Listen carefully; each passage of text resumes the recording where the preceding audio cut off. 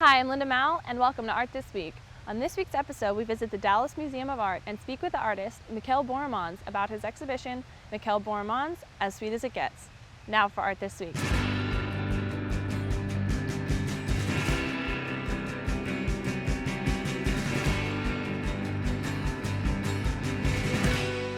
Hi, I'm here with Michaël Borremans, the artist of As Sweet as It Gets here at the Dallas Museum of Art. Thank you for joining us. You're welcome.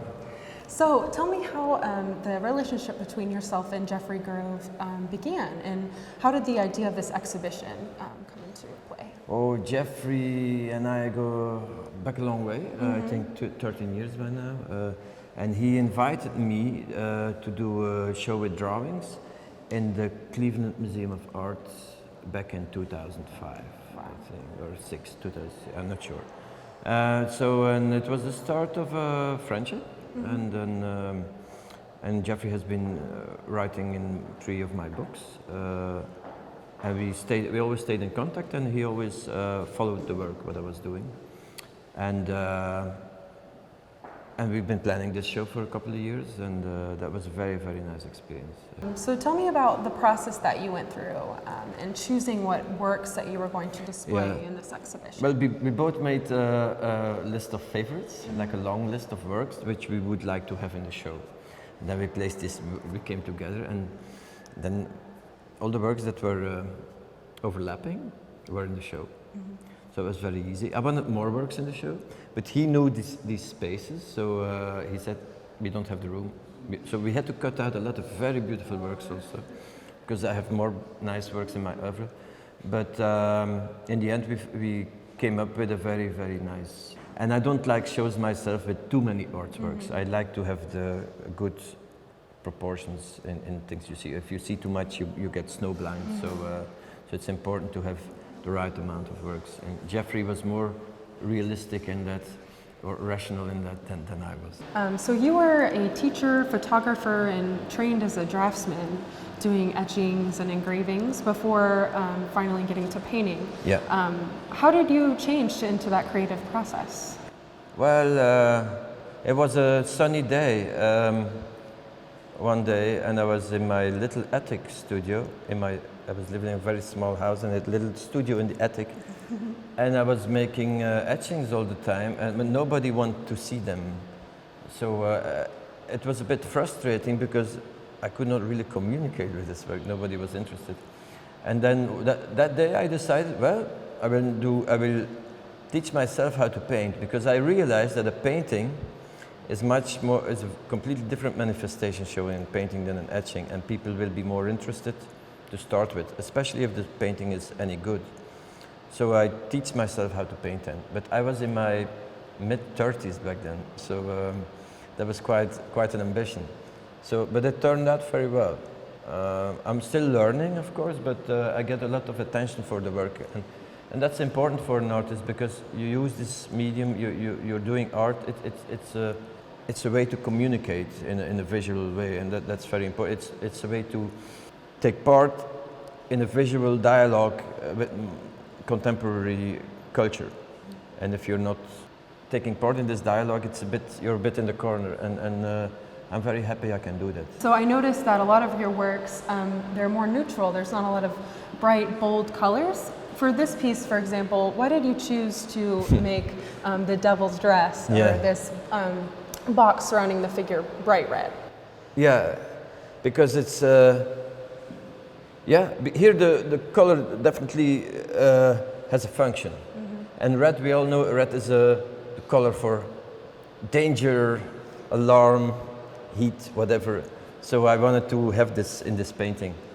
This is a very intuitive decision, of course. And to me, this figure seems to be struck down by the thing it's wearing. So maybe it might be a metaphor for whatever, for something that happened to him, or I mean, I don't know. Maybe the figure is asleep. Maybe it's dead. I don't know. But to me, it seems like it's struck by its own dress.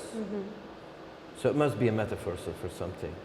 But makes me also think of like a spaceship that crashed, and that's a piece of metal that he's wrapped into. I like these possible analogies with other things. So it might even be like an image out of a science fiction story. So everybody can make a story about it. So in a way, the viewer of the work is taking part in the work, is finishing the work for himself. So I like to keep the works quite fairly open. In looking at many of your works, the figures definitely reference some of your influences, such as Velázquez and Manet. Yes. How do you think that you go further than these influences and really make the figures your own? Well, the influence is most of all technical. But here, of course, with a little bit of goodwill, we could say there's a small analogy with the Dator of Manet. And I like that. It's not too literal. Right. I might make my own composition. It's just a small blink of the eye towards him. And, but this is, as I said, it refers to science fiction, so that although it's all the elements are very common and classical, but the way I perceive it, the way I deal with the image and in the content is very much influenced by what happened in the 20th century in art. I mean, this is clearly post-conceptual art in a way. But I've been through minimalism. I mean, you could not make this before. That's very clear to me. Right. So the way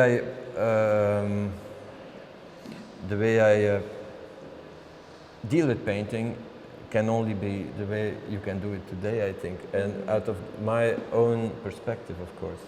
Right. So I make implicit comments that are funny and strange, but part of it is the world we live in today, but part is also my personality and the way I perceive the world. And that's it's a way of commenting on it and on painting. You frequently come back to a subject. For example, in this series, Weight, dealing with the skirt and the girl.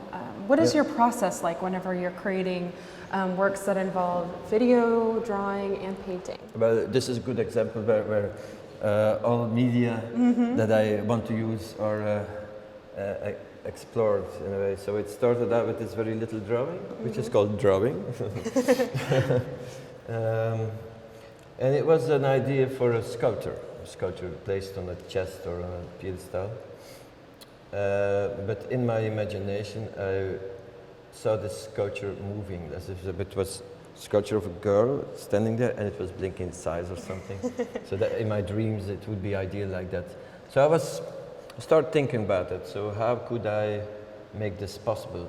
Maybe I would like an actual sculpture, which is a bit smaller than life size, on a chest like this. Would be beautiful, but it would be dead. So I thought it could only be very good if it would be moving. But that's like impossible to do. You can make, of course, a mechanical doll or everything, but it would be hideous, of course. So I thought maybe I can suggest such an idea with the medium of film. And then I made this film of the girl. Then I had the idea to have it turning around very slowly.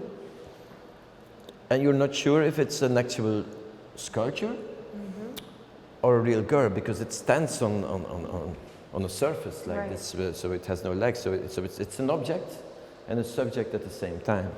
So that's a bit confusing. And yeah, I like it. I mean, as a director, I show you how you can see it, and it's not. Sculptures are very physical and very concrete, and here it's not. It's a sculptural idea, but you cannot touch it. It's in here, like a painting. So I like that quality, that it's a window on another space which you cannot enter. Right. I have been doing sculptures as well recently, and I also am looking for ways to make them more distant, to take them out of our room. So I place them behind glass walls or something, or I put layers of dust over it, so you're sure it's behind glass and there's dust over it, so you cannot touch it. So I try to create an aspect or add an aspect to it which would make it more distant. We want to thank Michaël for speaking with us. For more information on the exhibition, go to dma.org. That's it for Art This Week. Thanks for watching.